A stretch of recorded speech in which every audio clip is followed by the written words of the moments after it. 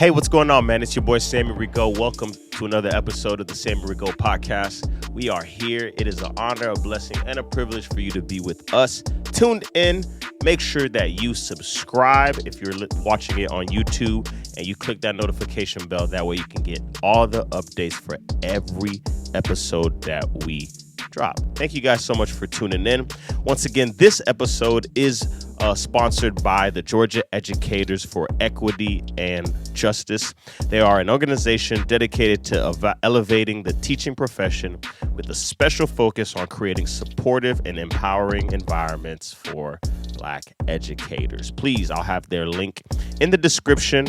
And you can check them out whether you are a teacher or whether you are a parent or you know a teacher. They are an organization that does great work in the community of Georgia and the Southeast. So today we have a special topic for you, man. I really want to talk to us about teacher self-care and mental health. Teachers are quitting at an alarming rate, and we kind of got to figure out what we're going to do. And a lot of you guys who watch are teachers or are really close to teachers, and check out these statistics.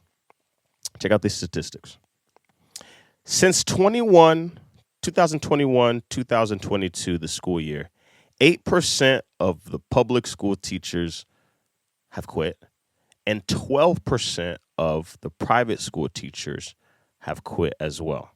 The annual turnover rate from 2021 all the way now to 2025 has increased about 8% nationally, right?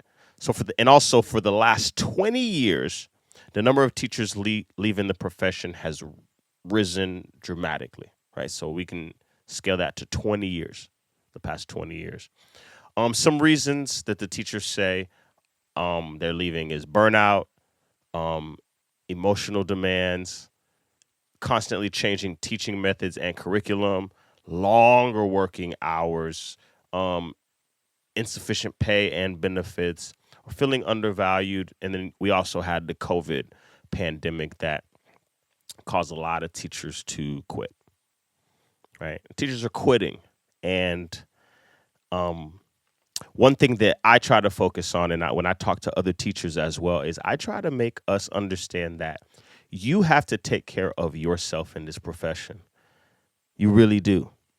And I got 5 tips for us today. 5 tips for us today on what you can do to really take care of yourself.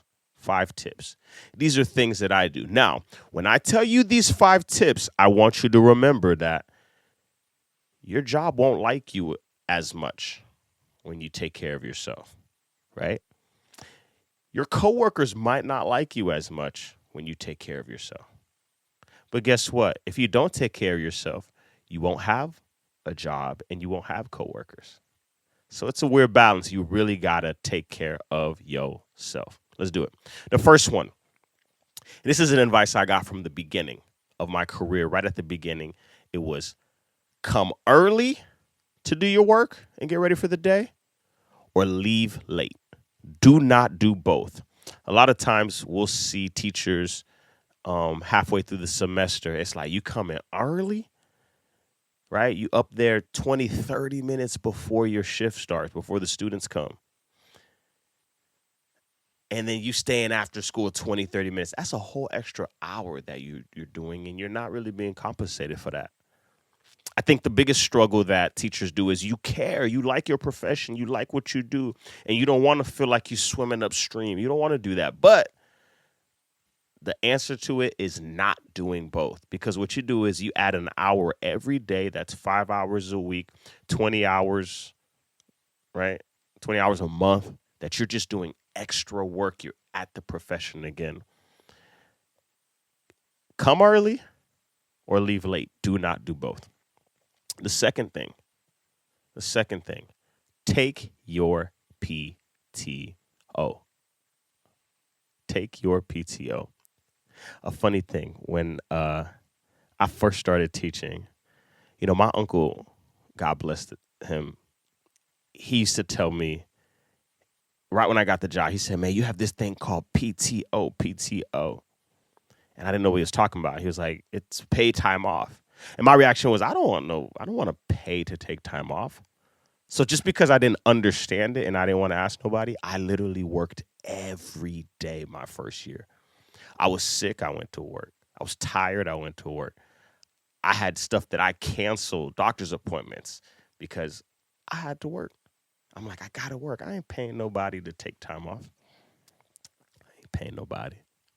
But about the end of the year, I would see this other teacher. She was always gone. I'm like, man, she just giving these folk her money so she don't, um, so she could take these days off. And I asked her at the end of the school year, all the way to, and I'm like, hey, how do you take them days off? You don't. And she's like, no, you get PTO, you get days off. And do you think my job cared that I was not going, like I was coming every day and not using my PTO? Absolutely not. Because it's a job. They need me to work. So I went every day and they didn't care. Every day. My advice to teachers, take your PTO. If you have sick days, PTO, take them. Get some sub plans off ChatGPT, put something together, and get you some days off. Go rest. Even if you're not going anywhere, right? Take your days. Take your days. Don't sit there and think that you're going to save the job. Take your PTO. Everything works without you. Everything goes on without you. If you didn't work, guess what? The school would still function. They'd hire somebody just as zealous who would try to do their thing, right? So the first thing is come early or leave late. The second thing is take your PTO that you're given. Some districts give 7, some districts give 1 a month, some districts give 10 for the year. Whatever yours is, take your PTO. The third thing, and this is where I had messed up a lot. Don't take work home. When you're a young teacher, you start off, you on fire, right? You on fire. You got all this time. You want to make a difference. You on Pinterest. You creating things, right? You got a Cricut at your house. You putting things together, right? You're on Canva. You're on Teachers Pay Teachers. You using all the apps and you putting everything together and you doing it at home. And the next thing you know, 9 o'clock hits and you got to go back to school the next morning because you're working so much of it at home. Or you're like me, I would grade so much. I would get ready for the next day. I would grade, I would prep, and I would do all these things at home. And then, man, that 10 o'clock, 9:30, 10 o'clock hit, and you're like, yo, I got to go to sleep and do it again. That's not good self-care. That's not good self-care. Don't take your work home. When you take your work home, you're taking your life away from yourself. You're taking your passions away from yourself. You're taking your health away from yourself. You're taking your interest. If you're married, you're taking time away from your spouse. If you have children, you're taking away time from your children. Because at the end of the day, when you take work home, you're saying, this job is more important than my life. And no job is ever going to stop you if you do that. They'll keep giving you. The more you give, the more they'll take. Don't take work home. Don't take work home. That's number 3. Don't take work home. Number 4, and this is kind of problematic. But if you disagree, write me about it. Number 4, your teacher friends are not your real friends. And listen, I've worked with some of the best teachers in this world. I really have. I've worked with some of the best teachers ever. Man, people that, I've invited teachers that came to my wedding. When my father passed, some reached out. Like, we've created a close bond. But those teachers cannot be your only friends. They can't be your friends. You have to have a balance in your life with other friends, right? Because teacher friends talk about what? School. They talk about work. So after you leave work and you work all day, 8 hours, 9 hours, traffic, When it's time to wind down and go do things with your friends like leisure time or recreation, whatever your recreation may be, when you get around those teacher friends, guess what y'all going to talk about? Work, school, the students, the families, the parents. And that does something to you because you become overly consumed with this thing the whole time. Your teacher friends are not your real friends. Your teacher friends met you through work. And that's kind of where it should stay. Now, if you leave that school and you go somewhere else, take them with you. Take that friendship with you. But if you are still there, do outings with them, sure. But your main friends, your main source cannot come from them. It cannot. It cannot come from them. Teacher friends are not your real friends. They belong at school with your work. Now, am I saying don't have friends at work? Absolutely not. Be friendly. I'm a believer. I believe that you should be impactful in every situation that you're at. But at the same time, your teacher friends are not your real friends. So far, we've got come on early or leave late. Don't do both. Take your PTO. Whatever your district gives you, take your PTO. Don't take your work home. Don't punish your family by taking your work home. Don't punish your kids by taking your work home. Don't punish yourself by taking your work home. And number 4, your teacher friends are not your real friends. And the last one, this is controversial as well. The last one, do yourself a favor and interview with other schools as much as you can. Sammy, why would you say that? Why would you say interview with other schools as much as you can? Sometimes you need to go to another place to see how they're doing things and to see how they would value you. When you interview at schools, it does 2 things. The first thing, you get to see other places because sometimes the grass it do be greener on the other side. The other thing, what it does is it keeps you sharp. You learn how to make impressions. You learn how to make connections, how to engage with other people that you wouldn't do. Sometimes as a teacher, we get complacent. You park in the same spot. You walk to your class the same way. You talk to the same people.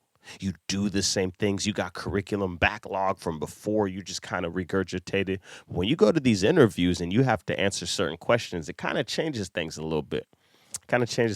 So I encourage people. This is something I do. And I don't care if my employer hears it. I don't care if my last employer. I don't care if my future employer hears it. I interview with other schools as much as I can. Now, sometimes I go to another place and I'm like, whoa, this school is terrible. And I ain't coming here. I'm not saving y'all. But sometimes you go to a school and you're like, man, like, I like how they do this. I'm hearing this, and you never know where you'll be in a couple years. You might end up needing that connection, that job, and boom, you end up over there. So I encourage all my teachers, get you that all black outfit on, or the librarian cardigan, whatever it is. Go interview with other schools and make sure you make that impression, make those connections, and learn something. That's the 5 tips, y'all. Do you like them? Are they good? Are they bad? Do you have other tips that you would add? Are you mad that I said, if you're an admin, are you mad that I told your staff to go interview as much as they can? If you're a teacher, if you work with me, are you mad that I said that your teacher friends are not your real friends? What are they? Hey, leave a comment, write me. Let me know. What do you think about those 5 tips? Come early, leave late. Don't do both the same day. Take your PTO. Don't take your work home. Teacher friends are not your real friends. And interview with other schools as much as you can. Let's do it. I want to transition to something that is dear to me. It's popping up. It's popping up big time. It's everywhere. Parents are talking about it. Schools are talking about it. So guess what? We're going to talk about it because on the Sammy Rigaud podcast, we give you inside information from the inside. Something that's popular right now is gentle parenting. Gentle parenting is defined as the parenting style that relies on empathy, understanding, and respect. It aims to teach children to do what is right by using positivity and patience rather than fear or punishment. That's the part I want to stick on. Patience rather than fear or punishment. See, my students come into my class, and um, the parents are growing, internet's kind of merging us all, and it's a unique thing we see right now because a lot of parents don't have the answers for what's going on, but they really, really, really, really, really love their children and they want the best for them. And so they're aiming to teach their kids through empathy, understanding, and respect. And they're having the children use positivity and patience rather than fear or punishment. What I want us to think about is, what are the positives of this? What are the negatives of this? The positives are this. Hey, you know, kids need a break. Kids go through a lot. Today's culture, today's climate is more than ever. It's more than ever. Kids are faced with more things than you were. The food has more things in it than it did when you were eating it as a kid. The environment, stuff that they're exposed to. Social media wasn't around when you were a kid like that. So you don't really have access like these kids. These kids have access. You didn't have that. Technology, boom. You could do so many things right now, right? People are so much vocal. People are so much more selfish these days. Why? Because social media has changed a lot of that. Your kids experience so much more, so much more. There's cyberbullying. And you might say, just turn it off. No, this is part of their world. This is part of their generation, right? The music is more graphic. It's more vulgar. It's less censored. It's easier to find for these kids. The models, the role models that the kids look up to, they don't necessarily feel like they need to censor themselves. They can be themselves. They could live in my truth. They could do whatever, their truth, my truth, your truth, and your kids will follow. So the kids are going through more, and because of that, we ought to be more considerate, understanding, patient, and gentle. I got my kid coming on the way, and I'm thinking about this already. What is gentle parenting? Am I going to be a gentle parent? God bless my father, man, but was he a gentle father? And how did that affect me? I think the biggest problem I have with gentle parenting is a lot of times it's a reaction versus being proactive. You'll see a kid and their parent was beat. They were spanked. They feel like they were abused. They heard harmful things. They were traumatized by words. And because of that, they're like, well, when I get a child, watch, I'm going to make it better. And a lot of times they go from one extreme to the other. And I think the point I want to stick on today is I want you to know that kids need balance.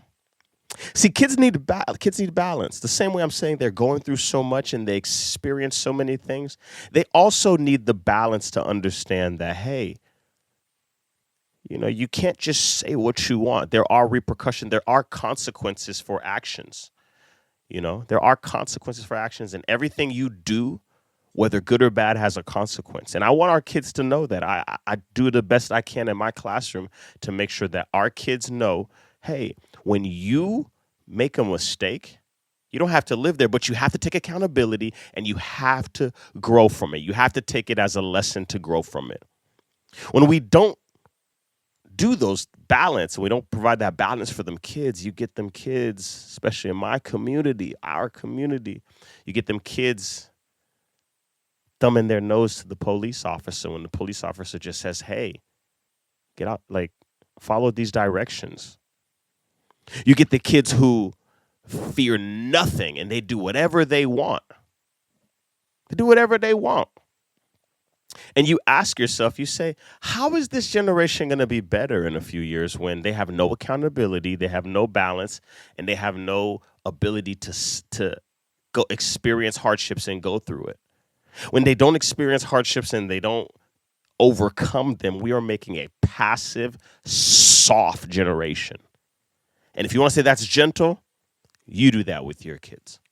But the truth is, gentle parenting has some flaws because gentle parenting should really be accountable parenting, responsible parenting. And I don't think it's just a play on words. I think it should lead with accountability. I'm going to give you one of my favorite stories, man. My favorite stories. And I said this at my dad's funeral, and I will always appreciate him for this lesson.